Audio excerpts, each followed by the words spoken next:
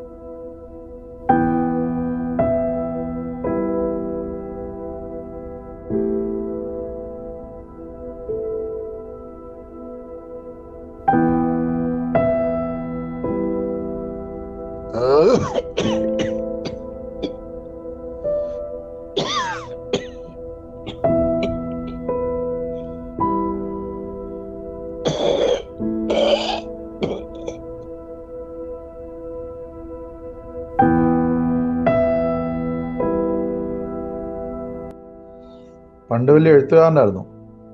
പക്ഷേ നാട്ടുകാർക്ക് ഇയാൾ ഇഷ്ടമൊന്നുമില്ലായിരുന്നു. രോഗം വന്നപ്പോൾ ആരും ഇല്ലാണ്ടായി. ഉള്ളതൊക്കെ വിറ്റ് തീർത്ത്. ഇത് ഇയാളുടെ പഴയ വീടാന്ന് തോന്നുന്നു. ഇദ്ദേഹത്തിന്റെ പേരെന്താ? NNB എന്ന് പറഞ്ഞ സിസ്റ്ററിന് ചിലപ്പോൾ മനസ്സിലാകുമായിരിക്കും. സഭയ്ക്കെതിരായിട്ട് ഒരുപാട് എഴുതിയിട്ടുള്ള ആളാ. എനിക്ക് ഇയാളെ അറിയാം. പണ്ട് ഞാൻ കോളേജിൽ പഠിച്ചിരുന്ന സമയത്ത് ഒരിക്കൽ ഇയാളോട് ഞാൻ സംസാരിച്ചിട്ടുണ്ട്.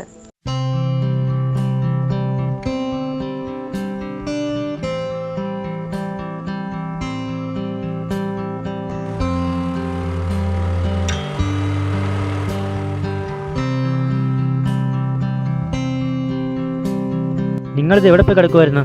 എത്ര സമയമായി? അതെങ്ങനാ? ഇവളുടെ മേക്കപ്പ് ഒന്ന് കഴിയണ്ടേ? വേഗം വാ.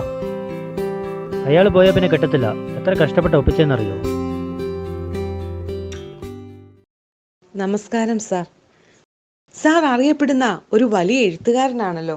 പക്ഷെ സാറിന്റെ കൃതികളെല്ലാം ഒരു പ്രത്യേക സമുദായത്തിന് എതിരായിട്ടുള്ളതാണല്ലോ. അതിനെക്കുറിച്ച് സാറിന് എന്താണ് പറയാനുള്ളത്? എനിക്ക് ജാതി മതമൊന്നുമില്ല. ഞാൻ കാണുന്നത് എഴുതുന്നു. അതെൻ്റെ വായനക്കാർക്ക് ഇഷ്ടമാണ്. സാറിന്റെ പുതിയ പുസ്തകം കത്തോലിക്ക സന്യാസിനിമാർക്ക് എതിരായിട്ടുള്ളതാണല്ലോ. അവരോട് പ്രത്യേക വിരോധം വല്ലതും? എനിക്ക് ഇഷ്ടമുള്ളത് ഞാൻ എഴുതും. താല്പര്യമുള്ളവർ വായിച്ചാൽ മതി. അതെൻ്റെ തൊഴിലാ. സാർ, നിങ്ങൾ എന്തു വിരോധത്തിന്റെ പേരിലാണ് ഇങ്ങനെ അടിസ്ഥാനരഹിതമായ കാര്യങ്ങൾ എഴുതി ആളുകളെ തെറ്റിദ്ധരിപ്പിക്കുന്നത്? ആ പുസ്തകത്തിൽ എഴുതി വച്ചിരിക്കുന്നതൊക്കെ പച്ചക്കള്ളമല്ലേ സാർ? ആളുകൾക്ക് നല്ലത് മാത്രം പറഞ്ഞു കൊടുക്കാൻ ഞാൻ ഗാന്ധിജി ഒന്നുമല്ല. പൈസ കിട്ടിയാൽ ഞാൻ എന്തു എഴുതും. അതിൻ്റെ പേരാണ് ആവിഷ്കാര സ്വാതന്ത്ര്യം. ആവിഷ്കാര സ്വാതന്ത്ര്യം എന്ന പേരിൽ സമൂഹത്തിൽ ഇറങ്ങി നന്മ ചെയ്ത് ജീവിക്കുന്ന സിസ്റ്റേഴ്സിനെ പോലുള്ളവരെ കുറിച്ച് കള്ളക്കഥകൾ ഉണ്ടാക്കി അത് വിറ്റ് കാശാക്കുന്നത് അന്യായമല്ലേ സാർ? അവർക്ക് എതിർപ്പുണ്ട്, കേസ് കൊടുക്കട്ടെ. അല്ലാതെ ചുമ്മാ ഇങ്ങനെ നിലവിളിച്ച് നടക്കുകയല്ല ചെയ്യേണ്ടത്. Let us stop it. എനിക്ക് അല്പം തിരക്കുണ്ട്. സാർ ഒരു ചോദ്യം കൂടി. സാറിന്റെ ഭാര്യയോ മകളെയാണ് ഇങ്ങനെ പറഞ്ഞിരുന്നതെങ്കിൽ സാർ പ്രതികരിക്കാതിരിക്കുമോ? അതിനെനിക്ക് ഭാര്യയും മക്കളൊന്നും ഇല്ല മോളെ. Let us stop it. I don't want to continue it. പിന്നെ ആരോടും എന്തും ചോദിക്കാനുള്ള ലൈസൻസ് അല്ല ഇന്റർവ്യൂ.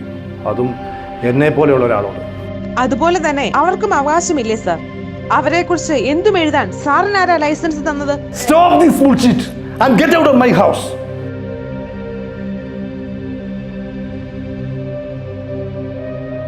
അന്ന് ആ ഇന്റർവ്യൂ കഴിഞ്ഞ് അവിടെ നിന്ന് ഇറങ്ങുമ്പോൾ എൻ്റെ മനസ്സിൻ്റെ ഉള്ളിൽ ഞാൻ പുതിയ കുറെ തീരുമാനങ്ങൾ എടുക്കുകയായിരുന്നു.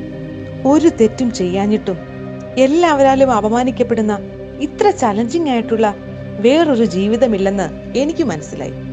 ജീവിതത്തിന്റെ പുതിയൊരു വഴിത്തിരിവ് അന്നവിടെ ആരംഭിക്കുകയായിരുന്നു. A real turning point in my life. ഇയാൾ നിങ്ങളോട് ചെയ്തു വെച്ച് നോക്കുമ്പോൾ ഇതല്ല ഇതിന്റെ അപ്പുറം സംഭവിക്കണമെന്നാണ് എനിക്ക് തോന്നുന്നത്. അരുത്, അങ്ങനെ പറയരുത്. അങ്ങനെ ചിന്തിച്ച ഒരു കാലം എനിക്കുമുണ്ടായിരുന്നു. പക്ഷേ ഇന്ന് എനിക്കൊരു കാര്യം മനസ്സിലായി. ഈ തെറ്റിദ്ധാരണയുടെയും കുറ്റപ്പെടുത്തലിന്റെയും ഒക്കെ നടുവിലൂടെ ഈ ജീവിതം ജീവിച്ചു തീർക്കുമ്പോൾ അതിലൊരു വലിയ സന്തോഷമുണ്ട്. പ്രതികാരം ചെയ്യുവാനുള്ളതല്ല, ശുശ്രൂഷിക്കുവാനും സ്നേഹിക്കുവാനുമുള്ളതാണ് ഈ സന്യാസം. ഇദ്ദേഹം പണ്ട് എന്തൊക്കെ ചെയ്താലും ഇപ്പോൾ ഇദ്ദേഹത്തെ ദൈവം നമ്മുടെ മുമ്പിൽ എത്തിച്ചിട്ടുണ്ടെങ്കിൽ അതിനൊരു ലക്ഷ്യമുണ്ട്. അല്ലെങ്കിലും ആരുമില്ലാത്തവർക്ക് ആരെങ്കിലുമൊക്കെ ആകാനല്ലേ ദൈവം ഞങ്ങളെ വിളിച്ചിരിക്കുന്നത്. വാ, നമുക്ക് ഇയാളെ ആശുപത്രിയിൽ കൊണ്ടുപോകാം.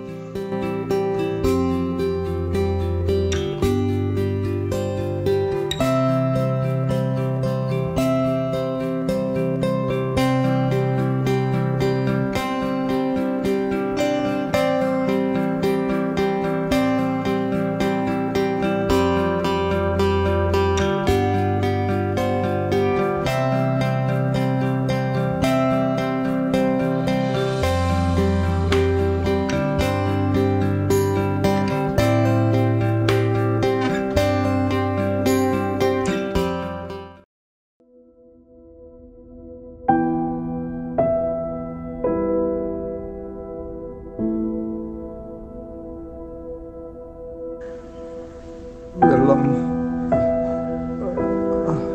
വെള്ളം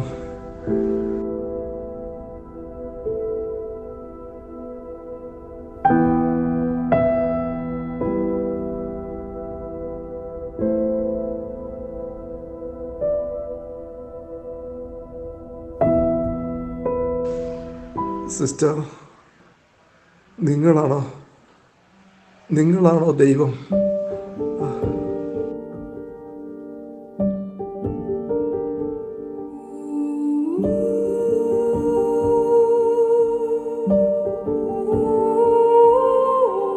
ഈശോ മിശിഹായ്ക്ക് സ്തുതിയായിരിക്കട്ടെ.